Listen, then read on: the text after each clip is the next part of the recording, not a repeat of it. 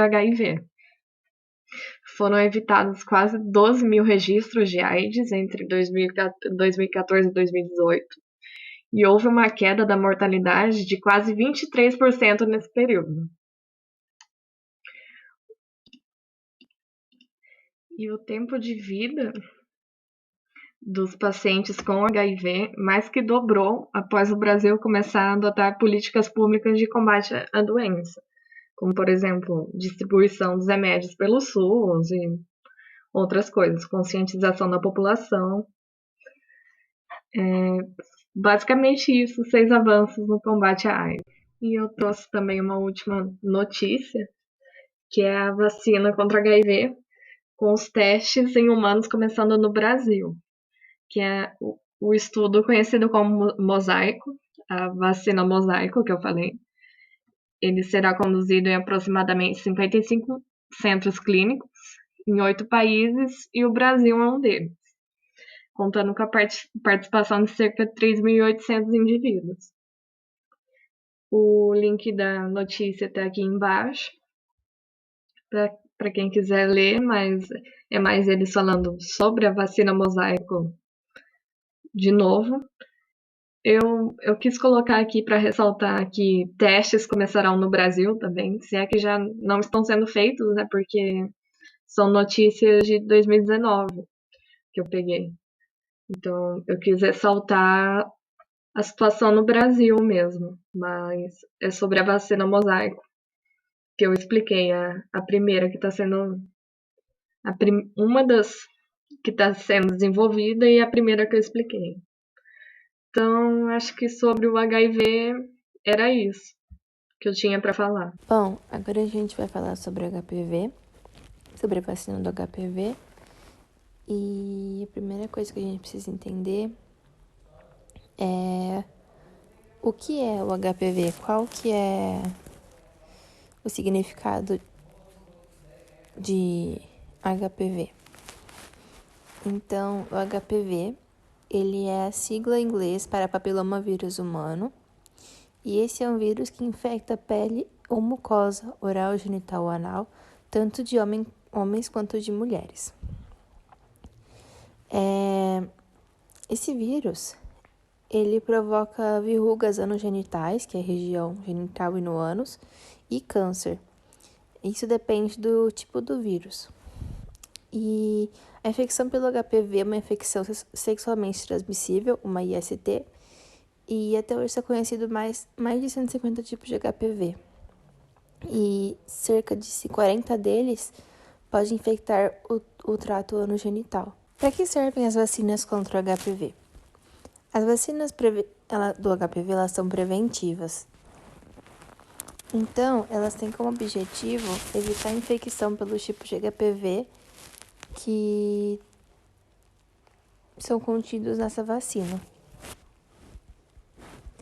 A vacina do HPV quadrivalente, ela é aprovada no Brasil e ela previne lesões genitais pré-cancerosas de colo de útero, de vulva e de vagina em mulheres e de pênis em homens e anal em ambos os sexos. E ela está relacionada aos HPV 16 e 18. E verrugas genitais em mulheres e homens estão relacionadas aos HPVs 6 e 11. A vacina bivalente, ela está aprovada para prevenção de lesões genitais pré-cancerosas de colo de útero em mulheres relacionadas aos HPVs 16 e 18.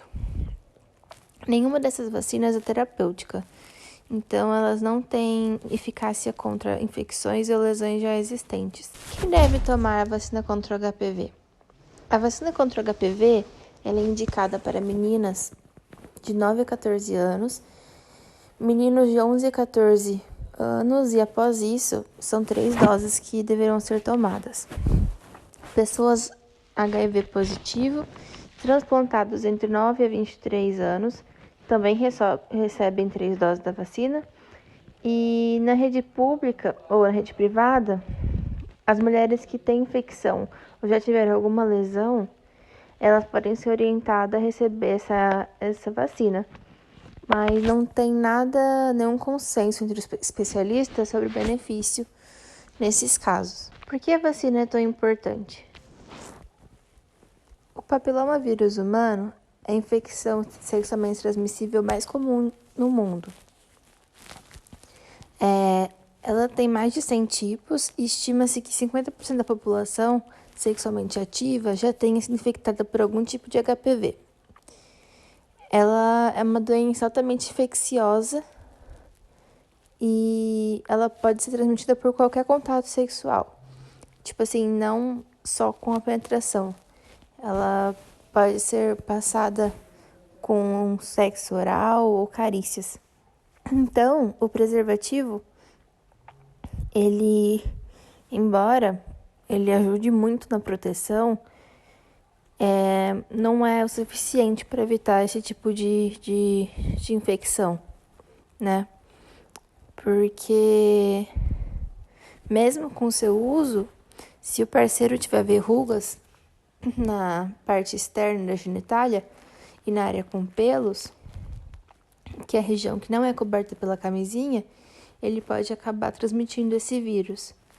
Mas, de todo modo, é indispensável o uso da camisinha, porque sem ela a infecção do risco é muito maior. A infecção do vírus é muito maior. As vacinas que existem hoje são duas, que são as que foram registradas. É a quadrivalente e a bivalente. A quadrivalente, ela confere proteção contra o HPV tipo 6, 11, 16 e 18. E a bivalente confere a proteção contra o tipo 16 e 18 somente. Conforme o registro da Anvisa, essas vacinas possuem indicação para faixa etárias distintas. Então, a vacina do HPV quadrivalente ela tem indicação para mulheres e homens entre 9 e 45 anos de idade. E a bivalente tem indicação para mulheres a partir de 9 anos sem restrição de idade. A proteção da vacina contra o HPV dura a vida toda? Então, a duração da imunidade conferida pela vacina ainda não foi determinada, mas estima-se que o tempo de duração dela seja de até 9 anos de proteção. Na verdade, essa vacina é uma novidade e, por enquanto, ela tem sido a mais eficaz. E para ter noção certinha da duração, da proteção dela e, do reforço de doses, tem que esperar terminar os estudos e o resultado dos estudos, que foram 16 estudos que estão em andamento em mais de 20 países. A vacina do HPV é oferecida no SUS? A vacina do HPV quadrivalente ela é ofertada gratuitamente para meninas e mulheres de 9 e 14 anos, 11 meses e 29 dias de idade. Também são ofertadas para mulheres entre 9 e 26 anos, 11 meses e 29 dias de idade, vivendo com HIV. E em 2017, a vacina passou a ser ofertada para meninos na faixa etária entre 11 e 14 anos, 11 meses e 29 dias de idade.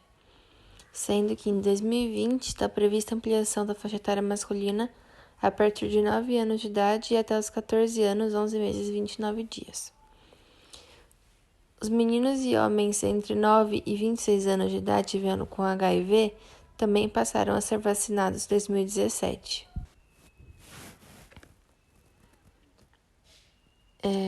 A vacina do HPV também está disponível para os transplantados de órgãos sólidos de medula óssea e pacientes oncológicos do sexo feminino e masculino, na faixa etária de 9 a 26 anos de idade. Para pacientes com AIDS transportados e oncológicos, é necessária a prescrição médica. A vacina HPV é ofertada nas unidades básicas de saúde e também em escolas públicas e privadas, de forma articulada com as unidades de saúde de cada região. A vacina, o esquema de dose da vacina é indicada para meninos e meninas em 2 doses, com 6 meses de intervalo entre elas. E para quem vive com HIV, a faixa etária é mais ampla, de 9 a 26 anos, e o esquema vacinal é de 3 doses, intervalo de 0, 2 e 6 meses. Do que é feita e como funciona a vacina contra o HPV? As vacinas, elas contêm a cápsula do vírus, mas não contêm o DNA. Então, quando ela é aplicada, o sistema imunológico reconhece a cápsula como um corpo estranho e desenvolve anticorpos que se espalham por todo o corpo. Como não tem DNA, a vacina não é capaz de produzir a doença. Caso a pessoa imunizada tenha contato com o vírus, os anticorpos vão neutralizar e a infecção não vai se estabelecer na pessoa.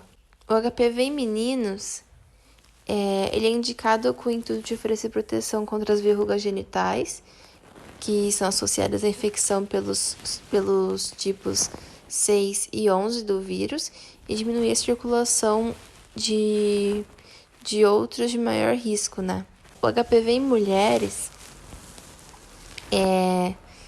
compreende uma diversidade grande de tipos e que provocam desde o aparecimento de verrugas na pele e nas mucosas, especialmente das crianças e das pessoas imunodeprimidas, e pólipos nas cordas vocais, parecidos com cogumelos. Essas lesões oferecem baixo risco de malignidade, e porém esse vírus pode causar doenças mais graves, como câncer de colo de útero. Bom, agora a gente vai falar sobre a vacina da dengue. E a primeira coisa é saber o que a vacina da dengue previne e do que ela é feita. Bom, a infecção da dengue é causada pelos 4 sorotipos de dengue: o 1, o 2, o 3 e o 4. A eficácia na prevenção da dengue é de 65,5% e na prevenção da dengue grave e hemorrágica é de 93%, internação é mais de 80%. A vacina da dengue é feita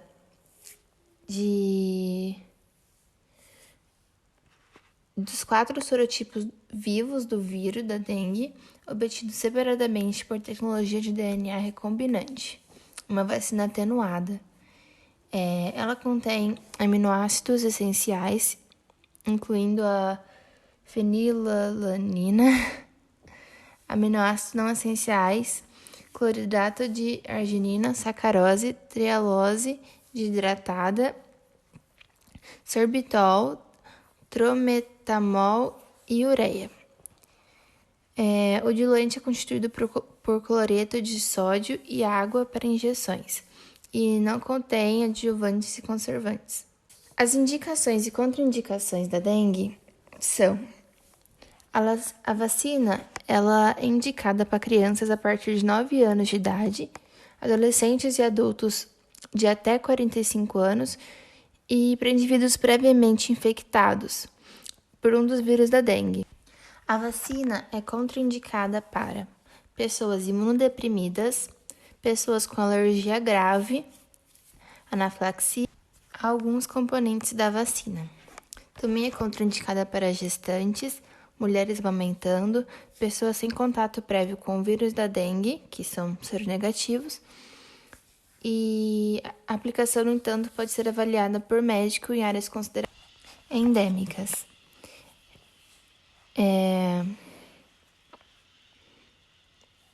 Ou seja, onde pelo menos 30% das pessoas sejam soropositivas para o vírus.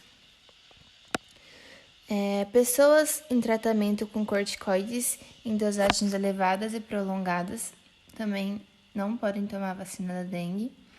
Pessoas em tratamento de radioterapia e quimioterapia, pessoas em estado febril e pessoas com HIV. O esquema de doses da vacina da dengue é feito em 3 doses com intervalo de 6 meses. O local de aplicação é subcutâneo. e ela pode ser encontrada nos serviços privados de vacinação. E os cuidados antes, durante e após a vacinação são essenciais. É sugerido que você avalie o seu médico a indicação da vacina, já que pessoas vacinadas não infectadas previamente foi observado um risco aumentado de hospitalização e dengue com sinal de alarme. É sugerido adiar a vacinação em caso de doença febril aguda, moderada e grave. A vacinação de pessoas portadoras de HIV deve ser avaliada por médicos que podem prescrever se não houver comprometimento do sistema imunológico. Em pacientes que receberam tratamento com doses elevadas de corticoides sistêmicos ou por duas semanas ou mais, é preciso adiar a vacinação até a função imunológica ser restaurada. Então, é no mínimo 4 semanas após a interrupção do tratamento. E mulheres também em idade fértil devem evitar engravidar por 4 semanas após a vacinação, preferencialmente não aplicar no mesmo momento em que outras vacinas são administradas. Sobre os efeitos e eventos adversos, as reações diversas mais frequentemente relatadas foram dor de cabeça, dor no local da injeção, mal-estar e mialgia. Elas foram geralmente de gravidade leve a moderada e de curta duração, de até 3 dias. O início foi normalmente observado em até 3 dias após a vacinação, com exceção da febre, que surge dentro de 14 dias após a vacinação. As reações adversas elas tendem a ser menos frequentes depois da segunda e da terceira dose, né? Então, as possíveis reações adversas são em 10% mais ou menos dos vacinados, ocorre cefaleia, mialgia, dor no local da injeção, mal-estar e fraqueza e febre. Entre 1% e 10% dos vacinados, ocorre vermelhidão na pele, hematoma, inchaço, coceira no local da injeção.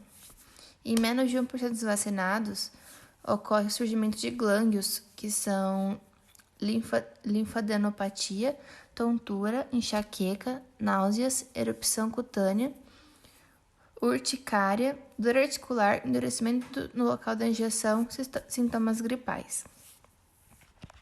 Uma observação é que a febre foi menos frequente nos indivíduos com mais de 18 anos de idade. O hematoma e a coceira no local da injeção foram menos frequentes nos indivíduos de 9 aos 17 anos. Também foram realizados estudos que mostraram que as pessoas que não tiveram contato com o vírus antes de se vacinar, os soros negativos, eles apresentam mais chances de serem de hospitalização. 5 de cada 1.000 pessoas, mais ou menos, e de desenvolverem dengue com sinais clínicos e alarmes graus 1 ou 2, que são 2 a cada 1.000. Para entender melhor os graus da dengue, então o grau 1, ele tem sintomas de febre acompanhada de sintomas inespecíficos, em que a única manifestação hemorrágica é a prova do laço positivo. No grau 2, além das manifestações do grau 1, hemorragia espontâneas leves também ocorrem, como sangramento na pele, nariz ou da gengiva e outros. E a vacinação não causa doença em hipótese nenhuma. Por quanto tempo a vacina protege contra a dengue? Os estudos dizem que a efetividade da vacina ela tem demonstrado proteção duradoura após as 3 doses serem tomadas. Quais cuidados a população não vacinada deve tomar? É importante que as pessoas sejam vacinadas, mas mais importante ainda são os cuidados no controle do mosquito Aedes aegypti, né? Todos devem continuar eliminando recipientes que acumulam água para evitar a infestação do mosquito, que é o transmissor de várias doenças além da dengue. Se eu tive dengue, eu posso tomar a vacina? Sim, após 30 dias. Qualquer pessoa que tiver tido dengue e tiver na faixa etária indicada para receber a vacina, pode tomar a vacina normalmente, porque uma reincidência, uma reinfecção da dengue aumenta a chance de agravar a doença. A vacina é eficaz? A vacina é segura e eficaz. Ela passou por 20 anos de pesquisa e estudos que demonstram proteção de 93% contra a dengue grave e redução de 80% nas internações pela doença. Quem não for vacinado corre risco de pegar a dengue e o quadro agravar? Não. A vacina protege contra os 4 tipos de vírus da dengue que circulam pelo país. Em média, garante proteção acima de 66% das pessoas vacinadas. Durante os 20 anos de estudo de produção da vacina, não foi registrado agravamento de doença nas mais de 29 mil pessoas vacinadas. E por que idosos e crianças abaixo de 9 anos não podem ser vacinados? Porque no Brasil e nos estudos, a vacina só é recomendada e aprovada para a faixa etária de 9 a 45 anos. Aqui a gente tem um texto que explica melhor sobre as etapas de teste da dengue e que já está na última etapa de testes, então fica disponível para quem quiser ver como curiosidade.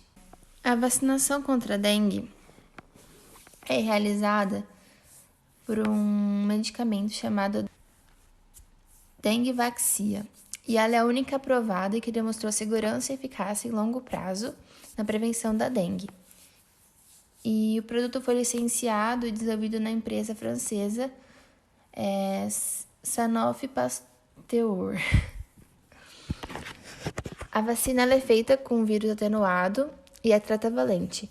Então, ela protege contra os 4 sorotipos de dengue que existem: 1, 2, 3 e 4. Ela possui a estrutura do vírus vacinal da febre amarela, o que lhe dá mais estabilidade e segurança. Vacinas com vírus atenuado são aquelas que diminuem a periculosidade do vírus, garantindo que ela não cause doença, mas que sejam capazes de gerar respostas imunológicas, fazendo com que o organismo da pessoa reconheça o vírus e saiba como atacá-los quando a pessoa for exposta à sua versão convencional. Nesse período de 6 anos de acompanhamento do estudo, a vacina ela mostrou redução na carga geral da doença. A eficácia na população acima de 9 anos é de aproximadamente 66% contra os 4 sorotipos da dengue. Isso significa que em um grupo de 100 pessoas, 66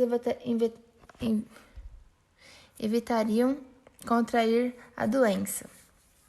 Além disso, reduz os casos graves, que são aqueles que levam a óbito, como a dengue hemorrágica, em 93%, e os índices de hospitalização em 80%, como a gente havia visto antes. E como citado no último texto, além dessa vacina, o Instituto Butantan está testando uma nova vacina feita no Brasil, e o antídoto também é feito com vírus atenuado e está na 3ª fase de teste, em que mais de 17 mil voluntários serão observados, 2/3 deles receberão a vacina verdadeira e 1/3 receberá um placebo. Antes, ela passou por testes clínicos nos Estados Unidos em 600 pessoas e depois em São Paulo por mais 300. O plano de fazer os testes agora em todo o Brasil é garantir que as pessoas estudadas tenham contato com todos os sorotipos da doença. Por último, como nós já falamos da vacina, né? E das 3 doses com intervalo de 6 meses, não se sabe se tomando apenas 2 doses da vacina a pessoa ficará imunizada, porque não houve essa situação nos testes clínicos, mas é seguro que a partir da primeira dose já comece a oferecer algum tipo de proteção. Mas é fundamental que as 3 doses sejam tomadas para a pessoa ser imunizada de forma duradoura e equilibrada. E qual a importância da vacina da dengue? Então, a importância é que, primeiramente, as pessoas devem sempre lembrar que a vacina não causa doença, ela não causa, em hipótese alguma, e que uma pessoa ela pode chegar a ter até 4 vezes na vida a doença, apresentando sintomas ou não.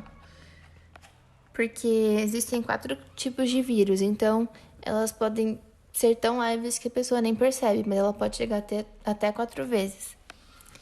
E em caso de reincidência também, a dengue ela pode ser muito pior do que da primeira vez, por isso é importante que as pessoas sejam vacinadas. E a eficácia global da vacina em soropositivos é 76%. Então, ele permite evitar 3 em cada 4 casos de dengue. E por último, um outro aspecto importante é que 75% dos casos de dengue são assintomáticos. Ou seja, a grande maioria das pessoas é contaminado, mas nem sabem. Então, tanto do ponto de vista individual quanto de saúde pública, prevenir uma infecção subsequente em pessoas que já tiveram dengue pode desempenhar um papel importante na redução da carga social e econômica da doença. Oi pessoal, aqui é a Eloy de novo e agora eu vou falar sobre a vacina contra a febre amarela. Ela é considerada a medida mais importante para a prevenção e controle dessa doença. Apresenta uma eficácia de 95 a 99% e é reconhecidamente eficaz e segura pela OMS. Acho que todo mundo sabe, mas é a Organização Mundial de Saúde. É produzida no Brasil desde 1937 pelo Instituto de Tecnologia em Imunobiológicos Biomanguinhos. A vacinação frequente impede que a doença se espalhe até mesmo nas áreas endêmicas. Só que para isso ser mantido, é preciso que ao menos 80% da população esteja imunizada, ou seja, vacinada, né? Existem 2 tipos de dose, a única, que tem validade de no mínimo 10 anos, e a fracionada, que vale por até 1 ano ou mais em alguns casos. Sobre o funcionamento da vacina, ela é constituída por vírus vivos atenuados derivados de uma amostra africana do vírus amarílico selvagem e apresentada sob a forma liofilizada em frasco de múltiplas doses, e também acompanhada do diluente, que seria um soro fisiológico. Ela é aplicada via subcutânea na região do braço. O efeito protetor ocorre a partir do 10º dia depois de tomada a dose, e sobre a garantia de imunidade eu já comentei no slide passado. E ela age estimulando o organismo a produzir sua própria proteção contra o vírus, ou seja, induz resposta imune, que é o que a gente já viu. Sobre a doença, a febre amarela é causada pelo vírus amarílico, arbovírus do gênero Flavivírus e família Flaviviridae. Ela pode ser classificada em 2 tipos, como urbana ou silvestre, e tanto os sintomas como os sinais e a própria evolução da doença são os mesmos para ambos os tipos. A única coisa que diferencia é o vetor de transmissão. A silvestre é transmitida por mosquitos aemagogos e sabete, que vivem nas matas e na beira dos rios e picam macacos contaminados. Só aí que eles vão picar as pessoas que acabam adoecendo. E eu acho importante frisar que o macaco não é o culpado pela doença, na verdade, ele é o mais afetado. Tanto que essa foi uma campanha muito reforçada no ano de 2018, que teve uma explosão da doença e muitos macacos estavam sendo mortos, só que, na verdade, ele não é o culpado. Já sobre a urbana, ela é transmitida por mosquitos Aedes aegypti, o mesmo que transmite a dengue, a zika e a chikungunya. Eles picam pessoas doentes e só aí picam uma pessoa suscetível a transmitir a doença, ou seja, ela não é passada de pessoa para pessoa. Especificamente, ocorre mais no verão, por causa do aumento da temperatura média nessa estação de chuvas, o que vai favorecer a reprodução e proliferação dos vetores, que são os mosquitos, consequentemente aumentando o potencial de circulação do vírus. Além disso, Esses mosquitos também têm hábito diurno e realizam repasto sanguíneo, que é a atividade alimentar durante as horas mais quentes do dia. A prevenção da doença deve ser feita tanto com a vacinação quanto evitando a sua disseminação, que é bastante parecida com a da dengue. Sobre os sintomas, as primeiras manifestações são repentinas e incluem febre alta, calafrios, cansaço, dor de cabeça, dor muscular, náuseas e vômitos por cerca de 3 dias. Já a forma mais grave, que felizmente também é mais rara, costuma aparecer após um breve período de bem-estar, quando podem ocorrer insuficiências hepática e renal, icterícia, que são olhos e pele amarelados, manifestações hemorrágicas e cansaço intenso. Sobre quem deve tomar, a vacinação de rotina é ofertada em 19 estados com recomendação para a imunização, que inclui Acre, Amazonas, Amapá, Pará, Rondônia, Roraima, Tocantins, Distrito Federal, Goiás, Mato Grosso do Sul, Mato Grosso, Bahia, Maranhão, Piauí, Minas Gerais, São Paulo, Paraná, Rio Grande do Sul e Santa Catarina, onde a transmissão é considerada possível, principalmente para os indivíduos não vacinados e que se expõem em áreas de mata, e as recomendações são principalmente para essas pessoas que vão se expor, especialmente na Bahia, Piauí, São Paulo, Paraná, Rio Grande do Sul e Santa Catarina. A vacinação não ocorre em todos os municípios. Para viajantes e turistas que vão se dirigir a uma área com recomendação de vacina e que nunca receberam nenhuma dose, é recomendado que seja vacinado pelo menos 10 dias antes da viagem. Como eu já comentei, é garantido o efeito protetor só a partir do 10º dia depois de tomada a dose.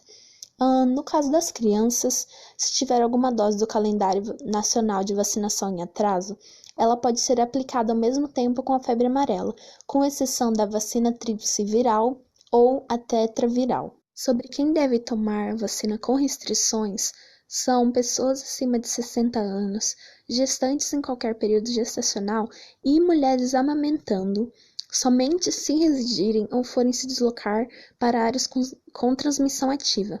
No caso das mulheres amamentando, elas devem suspender o aleitamento materno por 10 dias após a vacinação e, depois disso, procurar orientação e acompanhamento para manter a produção do leite materno e garantir o retorno da lactação. Também inclui pessoas vivendo com HIV e AIDS, desde que não apresentem imunodeficiência grave. Para detectar se elas apresentam ou não, pode ser utilizado o último exame de linfócitos TCD4, independente da data, desde que a carga viral atual se mantenha indetectável, e são apenas em casos em que não há contraindicações. Quem não deve tomar são pessoas com imunossupressão secundária, doenças ou terapias, imunossupressoras que estejam realizando quimioterapia, radioterapia, corticoides em doses elevadas, pacientes em uso de medicações antimetabólicas ou medicamentos modificadores do curso da doença, como infliximab, etanercept, golimumab, certolizumab, abatacept, belimumab, ustekinumab, canakinumab, tocilizumab e rituximab. Transplantados e pacientes com doença oncológica em quimioterapia, pessoas que apresentaram reação de hipersensibilidade grave ou doença neurológica após dose prévia da vacina, pessoas com reações alérgicas graves ao ovo e pacientes com história pregressa de doença do timo. Aqui nesse slide é uma tabela bem simplificada e didática sobre a indicação para cada pessoa e o esquema que ela deve tomar. Aí tem as crianças, a idade, gestantes, idosos, lactantes, viajantes, que é o que eu já comentei, mas de uma forma simplificada. Assim como qualquer vacina ou medicamento, efeitos adversos podem acontecer em alguns casos, como reações locais sistêmicas, por exemplo, febre, dor local, dor de cabeça, dor no corpo, entre outros. Só que deve ser dada uma atenção especial no caso de a pessoa apresentar dor abdominal intensa depois dela ter sido vacinada. Finalizando a parte da vacina contra a febre amarela e já aproveitando para introduzir sobre o próximo tema que eu vou falar, eu achei esse caso de um aposentado que ocorreu em janeiro de 2018 no litoral do Paraná, que esse homem assinou um termo dizendo que ele não queria ser vacinado e por isso ele morreu de febre amarela. Com a notícia desse caso trágico, eu inicio um movimento anti-vacina. Desde a descoberta da vacina e os inúmeros aperfeiçoamentos que passou, os benefícios alcançados são indiscutíveis. A eliminação e controle de diversas doenças evita verdadeiras tragédias e beneficia todas as pessoas. De acordo com a OMS, atualmente são prevenidos cerca de 2 a 3 milhões de óbitos por ano. E se a cobertura vacinal fosse bem sucedida a nível mundial, poderiam ser evitadas mais de 1,5 milhão de mortes por ano. Esses avanços na saúde pública obtidos estão ameaçados com a crescente diminuição dessa cobertura vacinal, e também foi declarado pela organização que o número de casos de sarampo aumentou em 300% nos primeiros meses de 2019. Usando isso de exemplo, dá para ver que a consequência da diminuição do uso de vacinas e a constante ameaça de processos sofridos pela indústria pode causar um colapso no sistema de fabricação e comercialização de imunobiológicos. E até é bem possível que a demanda por esse produto seja maior que a sua produção em pouco tempo, causando quebras de estoque e aumento no preço, obviamente prejudicando os países mais pobres, como sempre, né? Recentemente, o movimento anti-vacinação foi incluído pela OMS em seu relatório sobre os 10 maiores riscos à saúde global, sendo tão perigoso que até foi comparado com os vírus que aparecem nessa lista, por ameaçar reverter o progresso alcançado no combate a doenças evitáveis por vacinação. De acordo com os dados do Programa Nacional de Imunizações do Ministério da Saúde, a meta de vacinar 95% do público-alvo não foi atingida nos anos de 2018 e 2017, com vacinas indispensáveis como a tetraviral, com um número de alcance total de 70,69% em 2017. Especialistas afirmam que se a população aderisse adequadamente à vacinação, novos surtos e doenças erradicadas não se restabeleceriam no país. Iniciando a história do movimento, o primeiro organizado surgiu com o estabelecimento de leis pró-vacinação entre 1840 e 1858, que foi promulgado pelo governo inglês e tornava a vacinação compulsória de crianças e pobres, além de determinar punições para os refratários.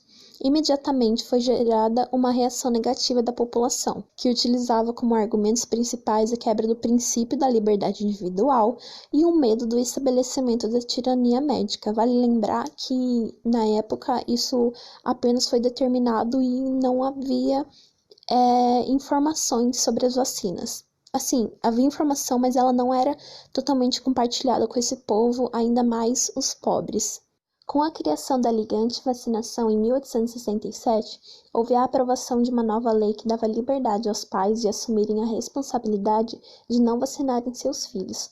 Eu acho importante destacar que desde que foi criada a vacina, havia pessoas que eram contra, só que esse caso que eu citei e o que eu vou citar agora do Brasil são considerados mais marcantes na história. E no Brasil ocorria a revolta da vacina em 1904, que unia amplos espectros políticos, que iam do apostolado positivista até os republicanos e monarquistas mais radicais, unindo isso e incluía até a população desalojada de suas habitações e perfurada pelos imunizadores do governo, que seriam os que davam as vacinas. As pessoas dessa época se diziam a favor do direito à privacidade e ao livre-arbítrio em nome do recato das moças honestas, que deveriam expor seus braços a vacinadores com intenções talvez libidinosas, para vocês terem ideia dos absurdos. Como eu já citei, apesar de já existirem pessoas que desconfiavam da eficiência e segurança da vacina e eram contra, há um caso que foi considerado estupim do movimento. Em 1998, o médico britânico Andrew Wakefield publicou um estudo em uma respeitada revista científica chamada Lancet, em que era relacionada a vacina tríplice viral ao autismo. Das 12 crianças com autismo analisadas no artigo, 8 teriam manifestado a doença 2 semanas depois da aplicação da vacina, e a teoria era de que o sistema imunológico havia sofrido uma sobrecarga com a imunização. Acho que vocês já devem ter ouvido sobre isso, mas até hoje muitas pessoas citam esse estudo relacionando não apenas a tríplice viral com autismo, mas vacinas em um modo geral. Algum tempo depois da publicação desse artigo, o estudo começou a ser questionado. Na verdade, esse médico estava envolvido com advogados que queriam lucrar a partir de processos contra os fabricantes de vacinas. E, além disso, foram utilizados até dados falsos e alterações de informações sobre os pacientes. Quando foi confirmado esse caso, a revista se retratou e retirou o estudo de seus arquivos.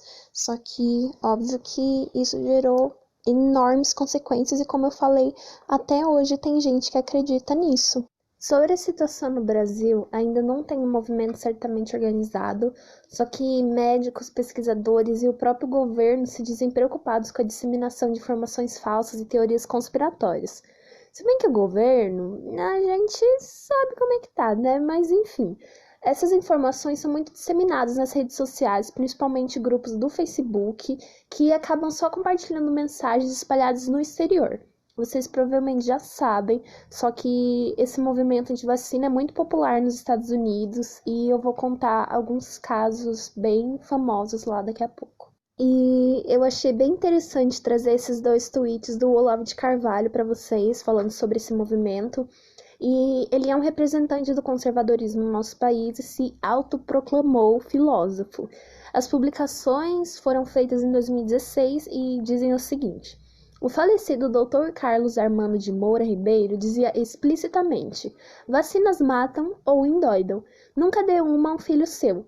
Se houver algum problema, vem aqui que eu resolvo. Então, eu espero que vocês reflitam sobre essas declarações e as pessoas que estão no poder atualmente. Tratando agora sobre a questão da legalidade, que no caso seria ilegalidade, né? O ECA, que é o Estatuto da Criança e do Adolescente, que tem normas para proteger os direitos deles, estabelece que é obrigatória a vacinação das crianças nos casos recomendados pelas autoridades sanitárias.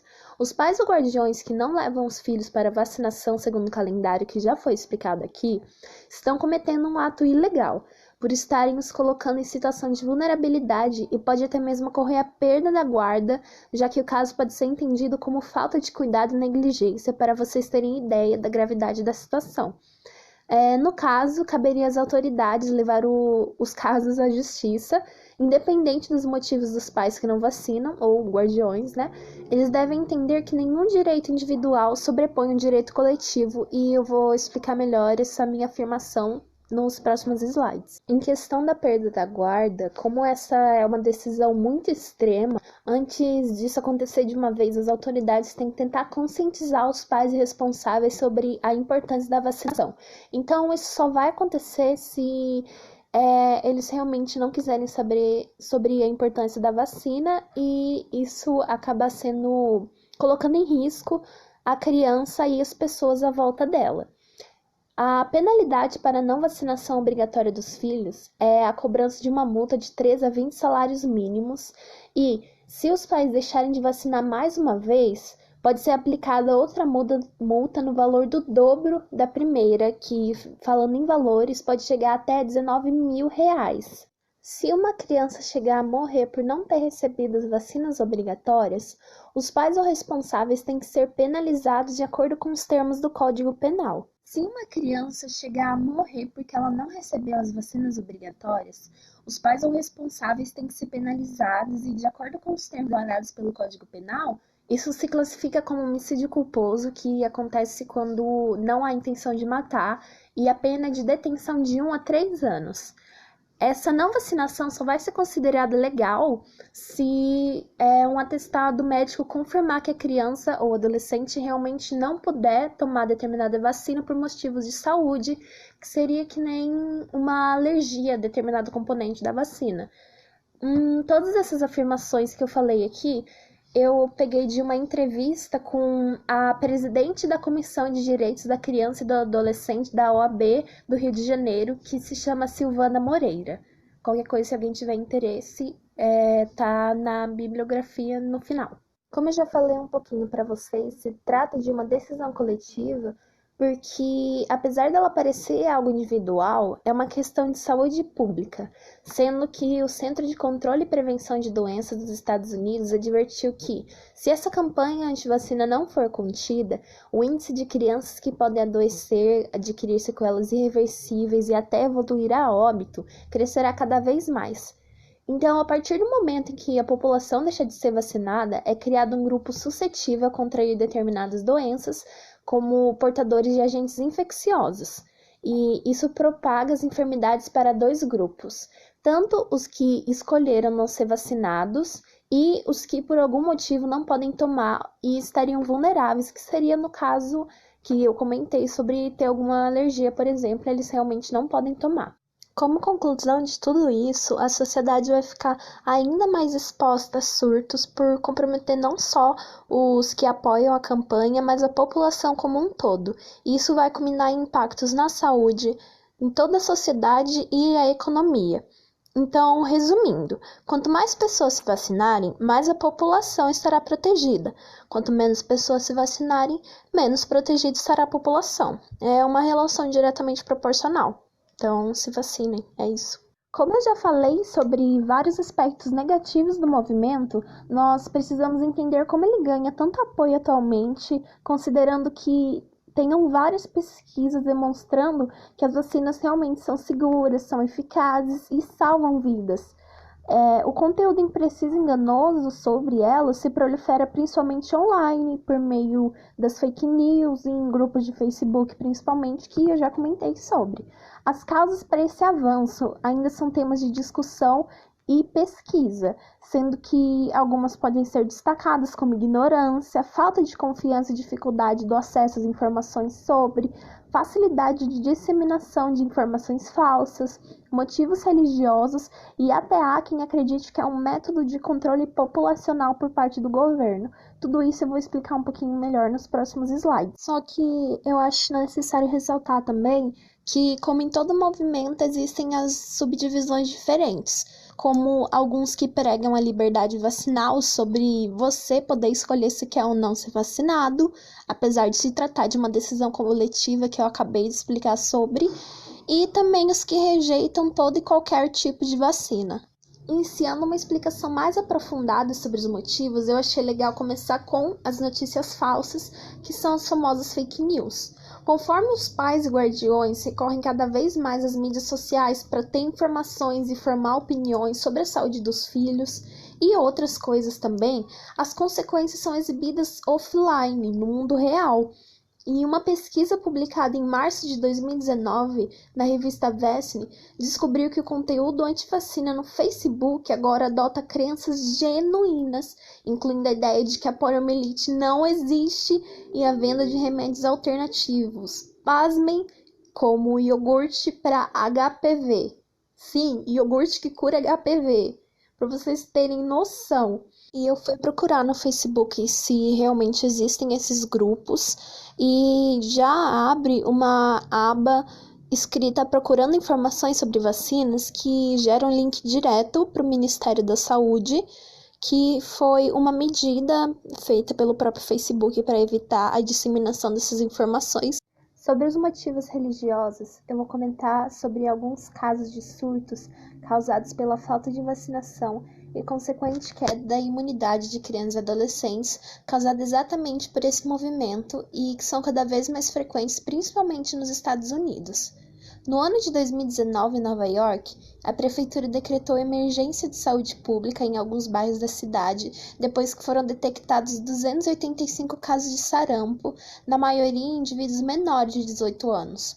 Os principais afetados durante esse surto foi uma comunidade de judeus ortodoxos, que sofreu uma forte propaganda de um grupo anti-vacinação, que propagava que as vacinas eram contra a religião e se associavam ao autismo. O primeiro local atingido e também o primeiro a declarar estado de emergência foi o condado de Rockland, que proibiu jovens não vacinados de frequentarem espaços públicos. Aplicou multas de até $1.000 a quem se recusasse a se vacinar e excluiu das escolas alunos sem o carnê de vacinação que constava se eles haviam sido vacinados ou não. Recentemente, eu achei uma declaração de um estudante de 18 anos do estado de Ohio.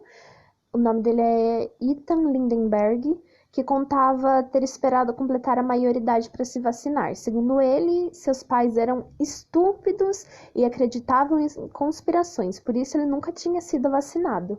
Sobre o tempo das doses, para alguns apoiadores, o certo seria começar a vacinação quando a pessoa estivesse com o sistema imunológico mais maduro, que as vacinas deveriam ser dadas uma de cada vez, sem a aplicação de uma dose única para mais de uma doença, como por exemplo a tríplice viral, e que o tempo entre uma dose e outra deveria ser maior para evitar uma suposta sobrecarga imunológica. Só que a OMS já declarou que a administração de várias vacinas ao mesmo tempo não causa nenhum problema à imunidade. Na verdade, essa medida evita desconfortos que a criança passaria ao se submeter a diversas doses, tendo que ir a centros de saúde inúmeras vezes, gastando tempo, dinheiro e implicando até numa maior exposição que seria desnecessária a doenças que podem ser ali transmitidas nesses locais. Considerando que já foi constatado que os bebês podem ser capazes de ter respostas imunológicas antes mesmo de nascerem, especialistas estimam que uma criança já seria capaz de responder a aproximadamente 10.000 vacinas, e que, se elas recebessem 11 simultaneamente, apenas 0,1% do sistema imunológico estaria sendo utilizado, sendo que até os 2 anos são tomadas apenas cerca de 33. Em questão do acesso às informações, eu achei isso no artigo que causa boas reflexões sobre o que estamos fazendo para compartilhar as informações e como estamos impactando as pessoas que não têm conhecimento e não têm condição de ir atrás desse conhecimento. Nós devemos considerar falhas no controle de qualidade e efeitos colaterais sérios que, mesmo raros, acabam causando um enorme impacto, já que o número de vacinas é grande. É comum haver tanta confiança na vacinação como medida eficaz e eficiente de saúde pública que é relevada a necessidade de discutir riscos e alternativas com o público. Alguns exemplos que eu acho válidos serem ressaltados são esses aqui. Nos anos 30, em que várias crianças morreram pela aplicação de uma vacina BCG contaminada com Mycobacterium tuberculosis. Em 1955, nos Estados Unidos, que diversos casos de poliomielite foram causados exatamente pela aplicação da vacina contra essa doença, que continha um vírus inadequadamente inativado. E vendo a situação no Brasil, tem esse caso em Campinas, em que uma vacina antimeningocócica específica para o tipo C, contaminada com uma endotoxina inoculada, causou febre, hipotensão e cefaleia em um número significativo de pessoas cerca de 2 horas após o início de vacinação. Estudos acerca confirmaram que foi uma falha no processo de fabricação. As reações foram prontamente detectadas, a vacinação foi suspensa e nenhum dano sério ou irreversível à saúde dos que tomaram ocorreu. Só que o impacto foi muito grande, já que muitas pessoas foram vacinadas, cerca de mais de 30.000, e a incidência dos efeitos era estimada de pelo menos 20%, que é muito acima dos menos de 2% de reações sistêmicas verificadas com essa vacina. O problema nesse caso nem chega a ser a má qualidade da vacina, mas sim a desconsideração pelo cidadão e os direitos que ele tem, já que o fabricante só veio a público reconhecer a responsabilidade dele quando instituições apresentaram provas irrefutáveis de que tinha uma falha no processo de fabricação. Ao contrário da AIDS, em que são priorizadas informações, escolhas e direitos sobre, os demais setores da saúde pública ainda se encontram reinados pelo paternalismo patriarcal, que seria com o Estado fazendo aquilo que entende como melhor para a população, que acaba sendo bombardeada com muita publicidade de quase coação, seria de convencimento e não de informação sobre. Um exemplo mesmo seria sobre, como eu comentei, sobre a revolta da vacina e o caso de 1840, com a aprovação daquela lei. As pessoas não eram informadas sobre, elas apenas eram obrigadas a ser vacinadas, e isso é um ponto importante, porque nós precisamos considerar que a prática da saúde pública, ela tem que ser adaptada à realidade do momento. Então, qualquer aplicação de um imunobiológico em massa, qualquer medicamento, na verdade, precisa de uma indicação, ela tem que ser precedida e acompanhada de um processo de orientação. A confiança tanto da população-alvo quanto do meio médico não diretamente ligado a esse serviço público, ela tem que ser baseada em informações e discussões. Mesmo que o lucro da indústria farmacêutica perante as vacinas e remédios seja muito criticado, todo ato revolucionário é anulado quando analisamos as consequências da carência da imunização em uma sociedade tão globalizada como a nossa. Isso é do artigo. Nós, biólogos, independente de terem escolhido licenciatura ou bacharelado, eu acredito que o nosso objetivo seja levar o conhecimento de alguma forma para a população. Então, a gente precisa refletir o que a gente está fazendo para levar o conhecimento. E se a gente não está fazendo isso, como que é possível, sabe? Então, é uma reflexão para nós mesmo. Concluindo essa parte sobre o acesso às informações, as vacinas, ao contrário dos medicamentos, são produtos biológicos destinados a proteger quem não está doente. Então, ela não se trata de reverter um agravo já existente, uma situação presente. Mesmo que o intuito do movimento de vacina seja de proteger a si e as pessoas a quem está sendo oferecido cuidado e preocupação, o efeito geral é o de exposição desprotegida a doenças perigosas que afetam os que optaram pela não imunização e a comunidade que os cerca, por exemplo, as pessoas que não tiveram condições de ser vacinadas, que foi o caso que eu já expliquei sobre. Agora, sobre como combater esse movimento. As insinuações de que infecções naturais de sarampo, cachumba, catapora e gripe podem causar encefalite nunca foram comprovadas. Estudos mostram que 1 em cada 1.000 casos de sarampo leva a encefalite, e que ela foi relatada após a aplicação de 1 em cada 3 milhões de doses da chamada vacina tríplice viral. Então, foi feita uma conclusão pelo Instituto de Medicina dos Estados Unidos de que o que as vacinas não causam é significativamente mais difícil de estabelecer do que o que elas causam, sendo que a incidência é tão baixa que os pesquisadores não conseguem nem determinar definitivamente se a encefalite foi causada pela vacina. Só que, mesmo assim, afloram teorias e crenças que dizem o contrário, que elas causam. As reações pós-vacinação já foram comentadas e são leves e temporárias, como dor no local da aplicação ou uma febre ligeira. Os eventos adversos graves até podem acontecer, só que eles são extremamente raros. Então é mais provável que uma criança adoeça ou morra por enfermidades evitáveis pela imunização do que devido a uma reação às vacinas. Ou seja, os benefícios são muito superiores aos riscos que as mesmas podem causar.